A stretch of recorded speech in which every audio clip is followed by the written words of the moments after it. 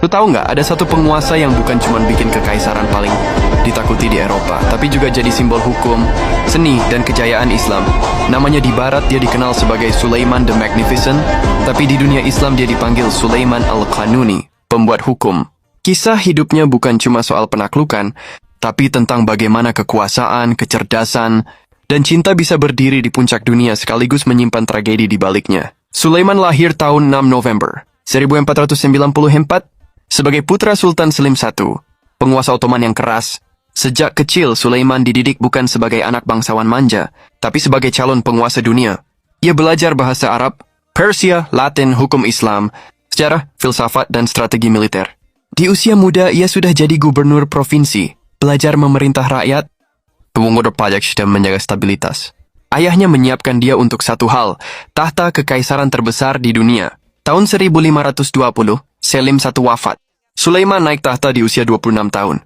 Dunia mengira dia bakal jadi sultan biasa atau terlalu halus, terlalu terpelajar, memberi masalah besar. Dalam waktu singkat, Sulaiman memimpin ekspansi paling agresif dalam sejarah Ottoman. Beograd jatuh, Rhodes direbut.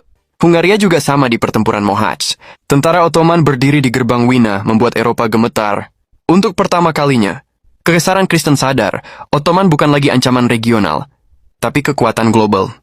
Namun kekuatan Sulaiman bukan cuma di medan perang. Dia sadar kekaisaran besar bisa runtuh tanpa hukum yang adil. Sulaiman menyusun sistem hukum yang menyatukan hukum Islam dan hukum negara. Pajak distandarkan, korupsi ditekan, hak rakyat dilindungi. Karena itu rakyatnya memanggilnya Al-Qanuni, sang pembuat hukum. Ironisnya, penguasa yang paling ditakuti, musuh justru jadi pelindung hukum bagi rakyatnya sendiri. Di puncak kekuasaan, hidup Sulaiman berubah oleh satu perempuan, Hürrem Sultan, mantan budak dari Eropa Timur yang cerdas, ambisius, dan berani. Sulaiman melanggar tradisi ratusan tahun dengan menikahinya secara resmi. Tapi cinta ini membawa tragedi. Demi memastikan putranya naik tahta, intrik istana meledak.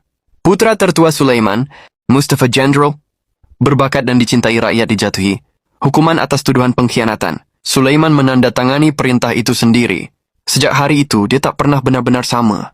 Tahun-tahun terakhirnya diisi dengan peperangan panjang, kesehatan menurun, dan bayang-bayang penyesalan. Pada 1566, di usia 71 tahun, Sulaiman wafat saat memimpin kampanye militer. Ia wafat sebagai sultan, bukan di istana. Kematiannya dirahasiakan agar moral pasukan tidak runtuh.